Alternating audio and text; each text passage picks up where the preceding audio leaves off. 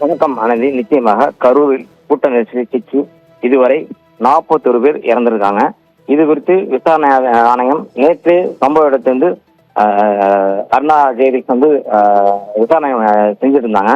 அதைத் தொடர்ந்து இன்று 2வது நாளாக ஒவ்வொரு இறந்தவர் வீட்டுக்கும் காலை முதலே விசாரணை செய்து வருகிறார். கிட்டத்தட்ட வேலுச்சாமிபுரம், காவலர் குடியிருப்பு, ஏமூர் பகுதி உள்ளிட்ட பகுதிகளில் விசாரணையான 2வது நாளாக அருணா ஜெகதீசன் விசாரணை செஞ்சுட்டு இருக்காங்க.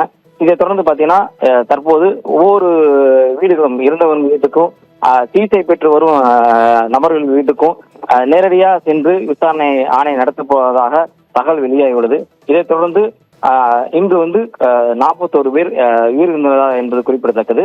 இன்றும் மேலும் உயர் சிகிச்சை அரசு மருத்துவமனையில் அளித்து வருகிறார்கள். அதைத் தொடர்ந்து மத்திய அரசு நிர்மலா சீதாராமன் இன்று மருத்துவமனையில் சிகிச்சை பெற்றவர்களுக்கு